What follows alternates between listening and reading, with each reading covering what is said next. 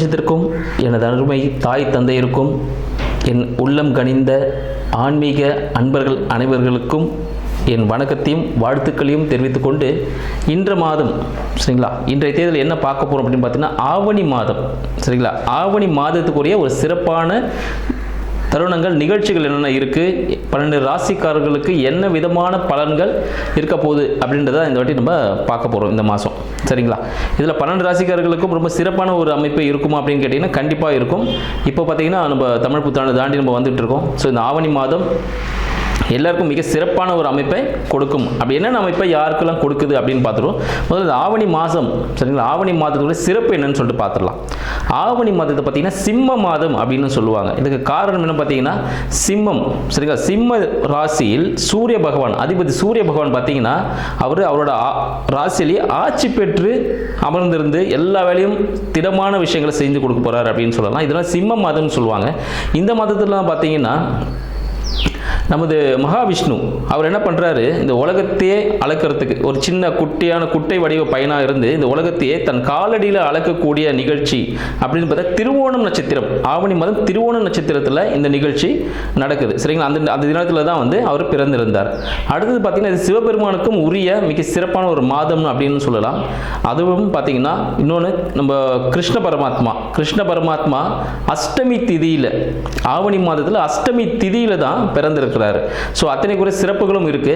சரி, இவங்களுக்குலாம் இருக்கு. அப்போ விநாயகர் விட்டுருவோமா? நம்ம விநாயகருக்கு சங்கடா சதுர்த்தி, மகா சங்கடா சதுர்த்தி இந்த வருடத்தில் கடந்த ஒரு வருடமா சதுர்த்தி விரதத்தை நம்மளால கடைபிடிக்க முடியலை அப்படின்னு சில நாள் இருப்பாங்க, தொடர்ந்து பண்ணிட்டு இருப்பாங்க. சில டைம் பண்ண முடியாமல் போயிருக்கும்.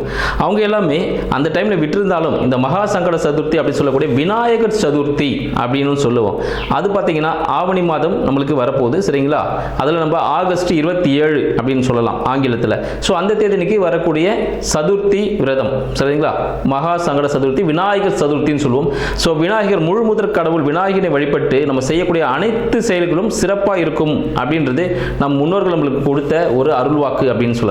இத்தனை மிக்க சிறப்பான ஆவணி மாதம் நமக்கு 12 ராசிக்காரர்களுக்கும் எந்த விதமான பலன்களை கொடுக்க போகிறது அப்படின்ற விஷயத்தை நம்ம தனித்தனியாக பார்த்துருவோம். இதில் யாருக்கெல்லாம் சிறப்பாக இருக்குது, என்னென்ன முன்னெச்சரிக்கை நடவடிக்கைகள் யாரெல்லாம் எடுத்துக்கணும், யாருக்கெல்லாம் தனவரவுகள் அதிகமாக இருக்குது அப்படின்ற விஷயத்தையும் நம்ம தெளிவாக பார்க்க போகிறோம். மகர ராசி அன்பர்களுக்கு அடியேனின் வணக்கம். மகர ராசி அன்பர்களுக்கு இந்த சிம்ம மாதமாகிய ஆவணி மாதம் எத்தகைய பலன்களை தரப்போகிறது அப்படின்றத இன்னைக்கு நம்ம பார்க்கலாம் சரிங்களா. மகர ராசி மிகவும் சாந்தமான ராசி அப்படின்னு சொல்லலாம். இவங்க எதையும் விட்டு கொடுக்கக்கூடிய மனப்பான்மை உடையவர்கள் இந்த மகர ராசி அப்படின்னு சொல்லலாம். பல திறமைகளுக்கு அதிபதியும் இவர்களே சரிங்களா. எதுவாக இருந்தாலும் பார்த்தீங்கன்னா இவங்களுக்கு வேணும்னா சில விஷயத்தை செய்வாங்க, வேண்டானா அவங்கள உடனே கட் பண்ணிடுவாங்க. இந்த விஷயங்கள்லாம் இதில் ரொம்ப உன்னிப்பாக எதுவும் தேவையில்லாமல் சில நட்புகளை இவங்க களைய மாட்டாங்க. எதாக இருந்தாலும் பொறுமையாக வெயிட் பண்ணி பார்த்து கடைசி நேரம் வரைக்கும் இருந்துட்டு அதுக்கப்புறமா தான் வேண்டாம் அப்படின்னு முடிவெடுக்கக்கூடிய ஒரு பொறுமைசாலி யாருன்னு பார்த்தீங்கன்னா இந்த மகர ராசி அன்பர்கள் சொல்லலாம். இந்த மகர ராசி அன்பர்களுக்கு இந்த ஆவணி மாதமாகி சிம்ம மாதம் எப்படி இருக்க போகிறது அப்படின்றத பார்ப்போம். இந்த மகர ராசி அன்பர்கள் எப்போதும் ஒரு புதிய முயற்சியில் ஈடுபடக்கூடிய தருணமாக இந்த ஆவணி மாதம் விளங்குகிறது சரிங்களா. இந்த மாதத்தில் இவர் என்ன பண்ணுவார், புதுசாக ஏதாவது முயற்சி பண்ணுவார். என்ன முயற்சி பண்ணுவார், அப்பாவுக்கு ஏதாவது விஷயங்கள் செய்யலாம், இல்லை இவருக்கு பிடிச்ச சரிங்களா இவர் விரும்பக்கூடிய இஷ்ட தெய்வங்கள் கோவில்கள் தரிசிக்க செல்லலாம் அப்படின்னு சில விஷயங்கள் இருப்பார். இல்லைன்னு பார்த்தீங்கன்னா தம்பி சம்பந்தப்பட்ட விஷயங்கள், தம்பிக்கு ஏதாவது செய்யலாம், தங்கச்சிக்கு ஏதாவது செய்யலாம், இல்லை அவங்களுக்கு ஏதாவது முயற்சி பண்ணி அவங்க ஒரு வாழ்க்கையில் நல்லபடியாக கொண்டு வருவோம் அப்படின்னு சொல்லிட்டு. அப்படின்னு கம்யூனிகேஷன் துறையில் சரிங்களா, கம்யூனிகேஷனில் ஏதாவது ஒரு சாதனை செய்வோம்னு சொல்லிட்டு அந்த விதமான ஒரு முயற்சியில் இருக்கக்கூடிய ஒரு காலகட்டமாக இந்த ஆவணி மாதம் அமைய போகுதுன்னு சொல்லலாம். சரி, இவருக்கு படிப்பு எப்படி இருக்கும், குடும்ப சூழ்நிலை எப்படி இருக்கும் அப்படின்னு பார்த்தீங்கன்னா படிப்பு மிக ஒரு மந்தமான நிலையை கொடுக்கும்னு சொல்லலாம். அந்தளவுக்கு ரொம்ப மந்தமாக இருக்காது, ஓரளவுக்கு ஆவரேஜ் ஸ்டூடெண்ட்டாக இருப்பாங்க. ஆனால் இந்த ஆவணி மாதம் அவங்களை எதுவும் போயிட்டு நம்ம தொல்லை பண்ண வேண்டாம், நார்மலாக பிக்கப் ஆகிடுவாங்க, ஒன்றும் பிரச்சனைகள் இல்லை சரிங்களா. அடுத்து பார்த்தீங்கன்னா வருமானம் எப்படி இருக்கும் அப்படின்னு சொல்லிட்டு பார்த்தோன்னா வருமானம் நன்றாக வரக்கூடிய ஒரு காலகட்டம் அப்படின்னு சொல்லலாம். சரி வக்ர நிலையில் இருக்கார். ஸோ சனீஸ்வர பகவான் திரும்பி வக்ர நிவர்த்தி ஆகும்போது பணம் நல்ல முறையில் நல்ல இன்கம் உங்களுக்கு வரும்னு தெளிவாக நம்ம சொல்லிக்கலாம்.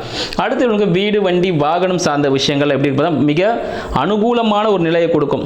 வீடு வண்டி வாகனங்கள் இவங்களுக்கு பாக்கியமாகவே இருக்குது. இவங்க தந்தையை தினமும் ஏதாவது ஒரு பொருள் வாங்கி கொடுத்து அவரை சந்தோஷப்படுத்தினாலே இவங்களுக்கு ஒரு பாசிட்டிவான விஷயம் நடக்கும். மற்றவங்களாவது இந்த கோயிலுக்கு போகணும் பண்ணணும் அப்படின்லாம் இருக்குது. ஆனால் இவங்களுக்கு அது மாதிரி விஷயங்களே இல்லை. இவங்க ஒன்றுமே இல்லை. அவங்க வீட்டில் தந்தை இருக்காருன்னா அவருக்கு சின்ன ஒரு கிஃப்ட் வாங்கி கொடுத்தாலே இவங்களுக்கு என்ன நடக்கும், ஒரு பாசிட்டிவான ஒரு விஷயம் இவங்களுக்கு கிடைக்கக்கூடிய ஒரு காலகட்டமாக இருக்கிறது. தந்தை இல்லை அப்படின்னா தந்தையை யாரை நினைக்கிறோமோ சரிங்களா, அவருக்கு அந்த விஷயங்களை செஞ்சு கொடுக்கறது மூலமாக இவங்க அவங்க விஷயத்தை சாதிக்கலாம் அப்படின்னு சொல்லலாம். இன்றைக்கி திருமண காலத்திற்காக காத்து கொண்டிருக்கும் மகர ராசி அன்பர்கள் சரிங்களா, திருமணத்துக்கு காத்துக்கொண்டு மகர ராசி அன்பர்களுக்கு காதல் திருமணம் ஏற்படுவதற்கான வாய்ப்புகள் உண்டு சரிங்களா. காதலிக்க பெண்கள் முன் வருவார்கள், ஆண்களும் முன் வருவார்கள். யாராவது ஒருத்தர் வந்து ப்ரப்போஸ் பண்ணக்கூடிய காலகட்டமாக இந்த மகர ராசி அன்பர்களுக்கு இந்த சிம்ம மாதம் விளங்குகிறது. நிறைய லவ் ப்ரப்போசல்ஸ் வரதுக்கான வாய்ப்புகள் உண்டு. காதல் திருமணங்கள் அதிகமாக நடக்கக்கூடிய ஒரு தருணமாக இந்த ஆவணி மாதம் திகழ்கிறது மகர ராசி அன்பர்களுக்கு. அதனால் பார்த்தீங்கன்னா உங்களுக்கு விருப்பம் இருந்துச்சுன்னா கல்யாணத்துக்கு வெயிட் பண்ணிருக்கோங்க, கல்யாணம் பண்ணிக்கோங்க. ஒரு நல்ல விஷயமே நல்லபடியாகவே திருமணம் நடக்கும் அப்படின்னு சொல்லிக்கலாம். இல்லை நீங்கள் ஒரு பிஸ்னஸ் பண்ண போகிறீங்க, நீங்கள் கூட்டு ஜாயின் பண்ணி ஒரு ஃப்ரெண்ட்ஸ் கூடவே யாருக்கிட்டயோ ஃபேமிலியோடு சேர்ந்து நீங்கள் ஒரு ஜாயின்ட் பிஸ்னஸ் பண்ண போகிறீங்க அப்படின்னு பார்த்தீங்கன்னா அதுவும் உங்களுக்கு லாபகரமானதாகவே இருக்கும். நீங்கள் என்ன சொல்கிறீங்களோ அதுதான் அவங்க கேட்டு செய்வாங்க. ஸோ அந்தளவுக்கு ஒரு பாசிட்டிவான விஷயமும் அது வந்து நடக்கக்கூடிய ஒரு விஷயமாக இந்த மகர ராசிக்கு இந்த ஆவணி மாதம் அமைய போகுதுன்னு சொல்லலாம். தாயின் உடல்நிலை எப்படி இருக்குன்னு பார்த்தீங்கன்னா தாயின் உடல்நிலை சீராகும். இன்கேஸ் மகர ராசி அன்பருக்கு இதுக்கு முன்னாடி பார்த்தீங்கன்னா அவங்க அம்மாவுக்கு சரியா உடல் உபாதைகள் இருந்திருக்கும். அதெல்லாம் பார்த்தீங்கன்னா இப்போ சரியாகக்கூடிய ஒரு காலகட்டமாக இருக்குது. மருத்துவ உதவியுடன் சரியாகக்கூடிய ஒரு காலகட்டம் அப்படின்னு சொல்லலாம். தந்தைக்கு எப்படி இருக்கும் பார்த்தீங்கன்னா தந்தைக்கும் மகர ராசி அன்பர்களுக்கும் சிறிய முரண்பாடுகள் ஏற்படுவதற்கான சிறிய வாய்ப்புகள் உண்டு சரிங்களா. தந்தை கூட பார்த்தீங்கன்னா சின்ன சின்ன சண்டைகள் வரதுக்கான வாய்ப்பாடுகள் உண்டு. அதனால் பார்த்தீங்கன்னா அந்த விஷயங்களை கொஞ்சம் பார்த்து நீங்கள் பக்குவமாக கையாளுனா வீட்டில் ஒரு சுபமான நிலை. ஏன்னா சொன்னேன் தந்தைக்கு சில விஷயங்கள் நல்லா செஞ்சு கொடுக்கும்போது உங்களுக்கு என்ன நடக்கும், ஒரு ப்ளஸ் நடக்க போகுதுன்னு சொல்லியிருக்கேன். அப்போ என்ன பண்ணோம், அப்போ சின்ன ஒரு மனசு கஷ்டப்படாத அளவுக்கு நீங்கள் அந்த விஷயங்களை செய்யும் பொழுது அவர் சந்தோஷம் அடைஞ்சார்னா உங்களுக்கு என்ன நடக்கும், ஒரு பாசிட்டிவான விஷயம் நடக்கும் அப்படின்னு சொல்லலாம். சரிங்க, வேலை எப்படி இருக்கும் அப்படின்னு நீங்கள் கேட்குறீங்க. வேலை சம்பந்தப்பட்ட விஷயங்கள் மகர ராசி அன்பர்களுக்கு வேலை சம்பந்தப்பட்ட விஷயங்கள் எப்படி இருக்க போகுதுன்னு பார்த்தீங்கன்னா அதுவும் பார்த்தீங்கன்னா ஒரு கொஞ்சம் பிரச்சனையாக இருக்கக்கூடிய வேலைகளாக இருந்தாலும் இவருக்கு மனதுக்கு பிடித்ததாக இருக்கும். இப்போ ஒரு போலீஸ்காரராக இருக்கார் வச்சுக்கோங்களேன், அவர் பிரச்சனை டெய்லி சந்திக்கக்கூடிய ஒரு ஜாப் தான் செய்ய போகிறாரு.